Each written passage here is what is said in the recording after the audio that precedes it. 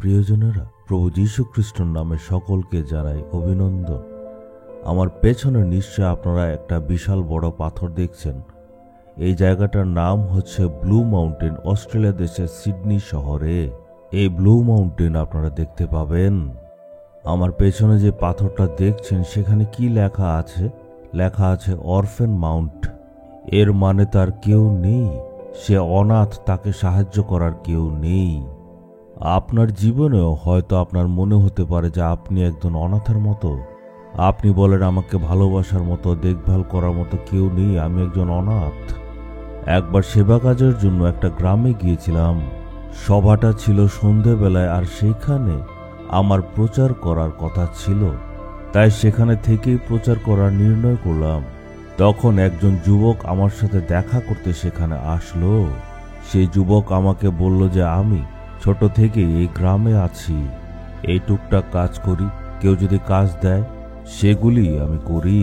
কাজের বিনিময়ে আমি খাওয়া পাই, মানুষ আমাকে যা দেয় সেগুলি খেয়েই আমি আমার দিন কাটাই। কিন্তু এখানে লোকেরা বলে যে আমি অনাথের মতো, আমার কেউ নেই, তুমি নিঃসঙ্গ, তুমি অনাথের মতো। এখন আপনি আমাকে বলুন, আমাকে দেখতে কি অনাথের মতো লাগে? আপনি আমাকে আজ উত্তর দিন, আমি কি একজন অনাথ? আমি প্রভুকে জিজ্ঞেস করলাম, আমি এখন তাকে কি উত্তর দেব? একটা পদ উনি স্মরণ করিয়ে দিলেন, সেটা হলো যোহন 1:12 পদ। তবু যতজন তাকে গ্রহণ করল, যারা তার নামে বিশ্বাস করল, তাদের তিনি ঈশ্বরের সন্তান হওয়ার অধিকার দিলেন। আমি বললাম, আপনি তো ঈশ্বরের সন্তান, আপনি কি প্রভু যীশুকে গ্রহণ করেছেন? এটা শুনে তার চেহারা পাল্টে গেল। সে বলল, হ্যাঁ, আমি যখন এই গ্রামে এসেছিলাম তখন প্রভুকে আমি নিজের ত্রাণকর্তা আর ঈশ্বর রূপে গ্রহণ করেছিলাম।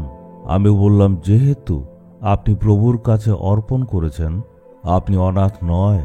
সে আনন্দের সহিত বলল, আমি তার মানে অনাথ নই। আমি বললাম, না, তুমি অনাথ নয়। প্রভু যীশু হচ্ছেন তোমার মাতা ও তোমার পিতা, যীশুই হচ্ছেন তোমার ভাই, তোমার বোন, আর প্রভু যীশু খ্রিস্টই হচ্ছে তোমার পরিবার। এরপর থেকে কেউ যদি বলে তুমি অনাথ, তুমি বলবে, আমি হচ্ছি ঈশ্বরের পরিবারের সদস্য, আমি অনাথ নই। সে আমার কথা শুনে খুবই আনন্দিত হলো। প্রভু যীশুর সঙ্গে থাকলে আমরা অনাথ নই। আজকে আপনি নিজের ব্যাপারে এই কথাই বলেন, আমার জন্য এই পৃথিবীতে কেউ নেই, আমি অনাথের মতো আছি। কিন্তু আজ প্রভু যীশু বলছেন, আমি তোমাকে স্মরণ করি, আমি তোমার সঙ্গে আছি। আজ আপনাকে যীশু বলছেন, হে আমার ছেলে, হে আমার মেয়ে, তোমাকে স্মরণ করার জন্য আর গ্রহণ করার জন্য আমি সর্বদা আছি। এই জন্য ক্রুশের উপর আমি নিজেকে বলিদান স্বরূপ দান করে দিলাম। এরপর থেকে কেউ তোমাকে অনাথ বলতে পারবে না। তাই আজ আনন্দের সহিত বলুন, হে পিতা ঈশ্বর, আপনি আমার পিতার মতো, আপনি মার মতো, আমার ভাইয়ের মতো, আমার বোনের মতো, আমার পরিবারের মতো। আপনি সর্বদা আমার সঙ্গে থাকেন। এই জিনিসটা কি আপনি বলবেন?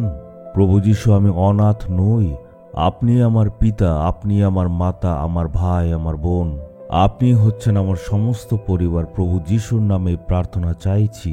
Amen, amen.